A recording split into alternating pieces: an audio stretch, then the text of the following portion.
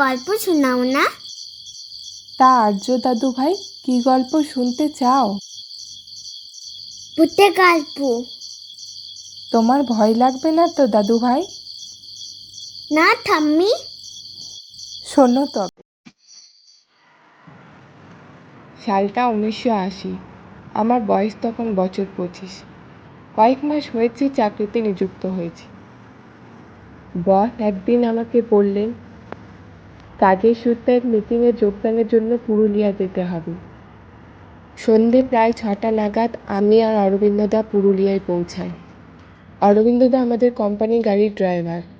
Meeting শেষ হতে 9টা বেজে যায়। গাড়িতে উঠেই পড়লাম, অরবিন্দদা অনেক দেরি হয়ে গেছে, একটু তাড়াতাড়ি চালিয়ে। অরবিন্দদা বলল, আচ্ছা ম্যাডাম। এত দূর যাত্রা ধকল ও মিটিংয়ের পর শরীরটা খুবই ক্লান্ত। জানালার দিকে তাকিয়ে থাকতে থাকতে কখন চোখ লেগে গেছে বুঝতে পারিনি।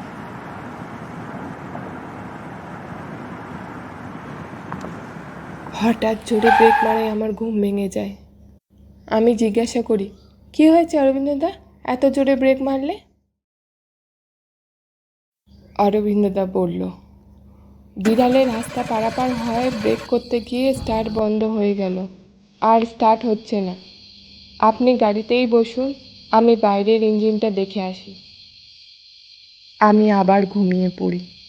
ঘুম ভাঙার পর উঠে দেখি তখন গভীর রাত, চারিদিকটা থমথমে পরিবেশ, ঝিঝি পোকা আর শেয়ালের ডাক শোনা যাচ্ছে। হাত ঘড়ির দিকে তাকিয়ে দেখি তখন রাত্রি 2টো। অরবিন্দদাকে দেখা যাচ্ছে না। অনেক ডাক দেওয়ার পরও কোনো উত্তর পেলাম না। গ্রাম্য রাস্তা, তাই কোনো যানবাহন চলাচল করতে দেখছি না। এবার ভয় ভয় লাগছে। মনে পড়ল তাড়াতাড়ি পৌঁছানোর জন্য শর্টকাট নিতে বলেছিলাম।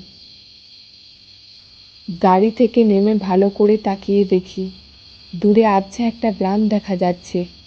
কোনো উপায় না দেখে গ্রামের উদ্দেশ্যে এগোতে থাকি। ঠিক গ্রামের সীমানায় পৌঁছে গ্রামটি দেখে কেমন আশ্চর্যজনক লাগে। সীমানায় প্রবেশ করতেই কেউ যেন আমাকে কানে ক্ষীণ স্বরে বলল, ভিতরে আয়। তারপর কি হলো ঠাম্মি? তারপর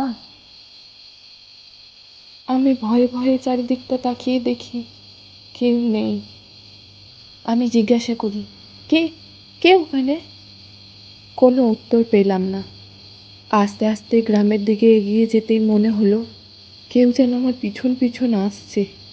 ফিরে দেখি কেউ নেই। সাদা ধোঁয়াশায় চারিদিক ঢেকে যাচ্ছে। আমি ভয় পেয়ে দৌড়াতে শুরু করি। কিছুক্ষণ পর লক্ষ্য করি একটা বাড়ির বাইরে হ্যারিকেনের আলো জ্বলছে। বাড়ির সামনে গিয়ে দরজার কড়া নাড়তে থাকি, কিন্তু কেউ দরজা খুলছে না। কিছুক্ষণ পর পেছন থেকে কারোর কথাবার্তার আওয়াজ ভেসে আসছে। পিছন ফিরতেই সেরকম কাউকে দেখতে পেলাম না।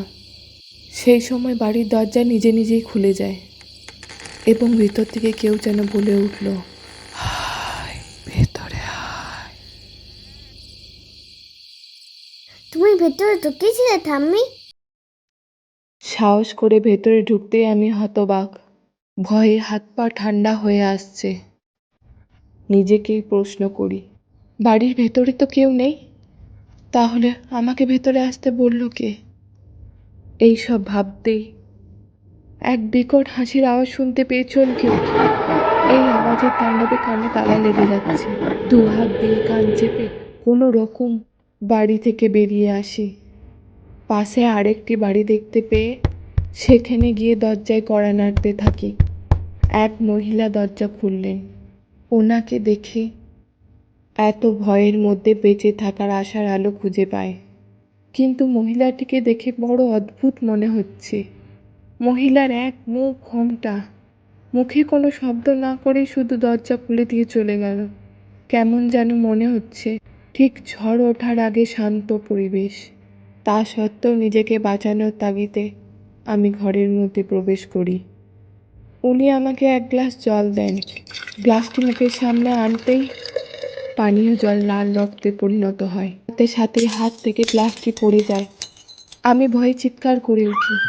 মহিলার দিকে তাকিয়ে দেখতেই ঘুমটা সরে যায়। তার ভয়ানক রূপ দেখে বাড়ি থেকে দৌড়ে বের হওয়ার চেষ্টা করি, কিন্তু পাচ্ছি না। অনেক কষ্টে কোনো রকম বের হয়ে গ্রামের রাস্তা বরাবর দৌড়াতে থাকি।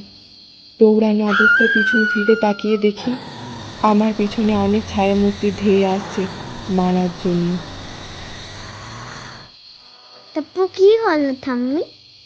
তারপর গ্রামের শেষ প্রান্তে এক বড় পুকুরের সামনে এসে পৌঁছায়।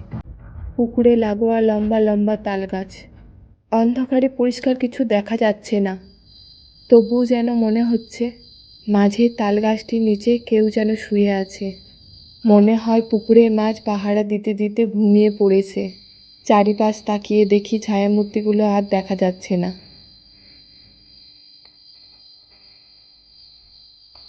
সাহস করে এগিয়ে যায় লোকটির দিকে। তার ঘুম ভাঙাতে গিয়ে দেখি অরবিন্দদা। তাকে ওঠানোর চেষ্টা করছি, কিন্তু পাচ্ছি না। আমি পুকুরের দিকে জল আনতে গিয়ে দেখি পুকুরের জলের ওপর দিয়ে অরবিন্দদা হেঁটে আসছে। তার চোখ দুটো লাল রঙের, জ্বলজ্বল করছে। চারিদিক থেকে চিৎকার করে কান্নার আওয়াজে মনে হচ্ছে পাগল হয়ে যাবে। তাল গাছগুলির ওপর থেকে অনেক জ্বলন্ত ছায়ামূর্তি নিচের দিকে নেমে আসছে। এদিকে অরবিন্দদা আমার সামনে এসে গলা চেপে ধরে। আমি গলা থেকে তার হাত সরানোর চেষ্টা করছি, দম বন্ধ হয়ে আসে। তখনই গলা চেপে ধরা হাত আলগা হয়ে যায়। বিকট আওয়াজে চিৎকার করে কাঁদতে থাকে। তার শরীরে আগুন লেগে যায়।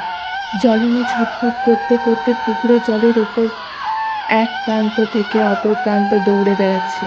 তাল গাছ থেকে নামতে থাকা জ্বলন্ত ছায়ামূর্তিগুলো আবার ওপরের দিকে ফিরে যাচ্ছে, বিকট আওয়াজ করতে করতে। ব্যাপারটা ঠিক বুঝতে পারলাম না। আমি পুকুরের ওপর দিকে উঠে আসতে গিয়ে দেখি অরবিন্দদা মাটিতে শুয়ে আছে। হঠাৎ মন্দিরের ঘণ্টার ধ্বনি ভেসে আসতেই অরবিন্দদা চোখ খুলে হতবাক চিত্তে আমার দিকে তাকিয়ে থাকে। মনে হয় ভোর হয়েছে, তাই পূজারী হয়তো মন্দিরে পূজা দিচ্ছেন।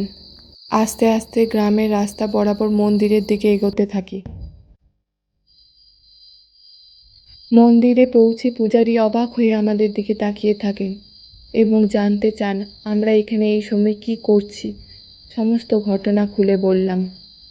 উনি বললেন, শর্টকাট রাস্তা ভেবে রাত্রে এই গ্রাম হয়ে আসাটা তোমাদের ঠিক হয়নি। কারোর কাছ থেকে জেনে নিতে পারতে। রাত্রের ব্যাপার বলে কথা, কখন কি হয়ে যাবে কে বলতে পারে। তোমাদের পুণ্যের জোরে আজ তোমরা বেঁচে আছো। আজ পর্যন্ত রাত্রে যারা এই গ্রামের পথে এসেছে তারা কেউ বাড়ি ফিরে যায়নি। আমি বললাম, ঠাকুরমশাই কি হয়েছিল এই গ্রামে? আর কেনই বা তারা সবাইকে মেরে ফেলতে চায়? ঠাকুরমশাই বললেন, এই শীতলপুর গ্রাম একসময় অন্য গ্রামের মতো স্বাভাবিক ছিল। বছর 10 আগে এক অমাবস্যার মাঝরাতে যখন সকল গ্রামবাসী নিদ্রায় আচ্ছন্ন, তখন এক ভয়াবহ অগ্নিদগ্ধ পুরো গ্রাম জ্বলে পুরো ছাই হয়ে যায়। এই আগুন কীভাবে লেগেছিল তা আজও রহস্য। রাত হলেই তাদের চিৎকার এখনও সেই রাতের কথা মনে করিয়ে দেয়। আর যে এই সময় এখানে প্রবেশ করে তার আর বাড়ি ফেরা হয় না। তোমরা খুবই ভাগ্যবান যে এই ভুতুড়ে গ্রামে রাত কাটিয়ে বেঁচে আছো। আর কিছুক্ষণের মধ্যে আলো ফুটে যাবে, তারপর তোমরা এখান থেকে যাবে। ততক্ষণ মন্দিরেই বিশ্রাম নাও। ঘুম থেকে উঠে ঘড়ি দেখি সকাল 8টা বাজে। আমি আর অরবিন্দদা গ্রাম হয়ে হেঁটে যাই গাড়ির কাছে। গ্রামটি আর গ্রাম বলে কিছু নেই। দিনের আলোয় এই বাড়িগুলির অবশিষ্ট অংশে মৃত গ্রামবাসীর আর্তনাদ চাপা পড়ে যায়। গাড়িতে উঠে বসে রওনা দিলাম বাড়ির উদ্দেশ্যে। অরবিন্দদাকে জিজ্ঞাসা করলাম, আচ্ছা তুমি রাতে পুকুর পাড়ে ঘুমাচ্ছিলে কেন? উত্তরে বলল, পুকুর পাড়ে ঘুমাতে যাব কেন ম্যাডাম? আমি গাড়ি থেকে নেমে গাড়ির বোনেট খুলে দেখি ইঞ্জিন থেকে ধোঁয়া বের হচ্ছে। গাড়িতে যে পরিমাণ জল ছিল তাতে রেডিয়েটর ভর্তি হয়নি। আরও জলের ব্যবস্থা করার উদ্দেশ্যে আপনাকে বলতে গেলাম, কিন্তু আপনি ঘুমাচ্ছিলেন, তাই আর বিরক্ত করিনি। গ্রামের ভেতর প্রবেশ করেই প্রায় মাঝ বরাবর যেতেই দেখি চারিদিকটা শুধু ধোঁয়া। মনে হচ্ছিল পিছন থেকে অনেক ছায়ামূর্তি যেন আমার পিছন পিছন আসছে। আমি ভয় পেয়ে পিছন ফিরে তাকাইনি। পুকুরের সামনে পৌঁছে জল ভরার সময় দেখি ওই পাড়ের বাড়িগুলো আগুনে জ্বলছে। বিকট কান্নার আওয়াজের কানে প্রচণ্ড ব্যথা শুরু হয়। মনে হচ্ছিল পাগল হয়ে যাব। দূর থেকে দেখি জ্বলন্ত মানুষের দল দৌড়ে আমার দিকে ধেয়ে আসছে। দৌড়াতে গিয়ে তালগাছে ধাক্কা লেগে ওখানে অজ্ঞান হয়ে পড়ে থাকি। তারপর চোখ খুলে দেখি তখন আপনি ছিলেন। আমি বললাম, এই রাতের অভিজ্ঞতা চিরস্মরণীয় হয়ে থাকবে।